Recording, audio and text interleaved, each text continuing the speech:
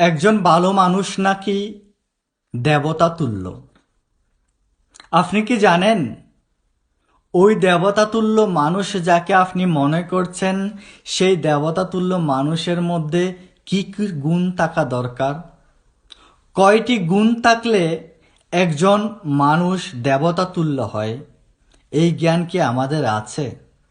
কয়েকটি জড় জাগতিক ভালো কথা বললেই কি সে ভালো মানুষ দেবতা তুল্য হতে পারে?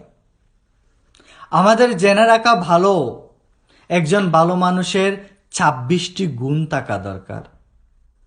আজকে আমরা ওই ২৬টি গুণ কি কি এই বিষয়ে আলোচনা করব। নমস্কার, আমি তাপস, আপনাদের মাঝে জ্ঞানের কথা নিয়ে। শ্রীমদ্ ভগবত গীতার ১৬ অধ্যায়ের দৈবাসুর সম্পদ বিভাগ যোগের প্রথম থেকে তৃতীয় শ্লোক পর্যন্ত ওই গুণগুলি বর্ণনা করেছেন যোগপুরুষ ভগবান শ্রীকৃষ্ণ। এই শ্লোকে ভগবান বলেছেন, অভয়ং সত্য সংশুদ্ধি জ্ঞান যোগ ব্যবস্থিতি দানং দমস্য যজ্ঞস্য স্বধায় স্থপয়ার্জবম অহিংসা সত্যম ক্রোধ ত্যাগ শান্তিরপৈশুনম দয়া ভূতেশ বলিলুপ্তম মার্দবম হিরচাপলম তেজঃ সমা দিতি শৌচ মদ্রোহ নাতিমান্বিতা ভবন্তি সম্পদং দৈবী অভিজাতস্য ভারত।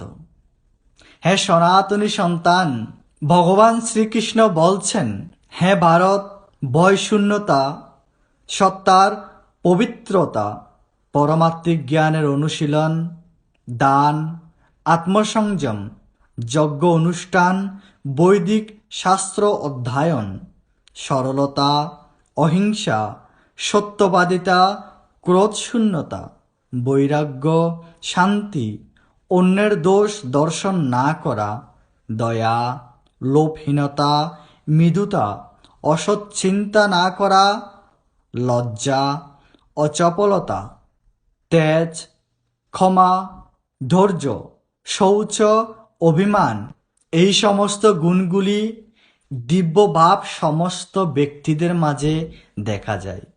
এই দিব্যভাব সমন্বিত ব্যক্তিরাই হচ্ছে প্রকৃত দেবতুল্য। তাদেরকে দেবতুল্য মনে করতে পারেন।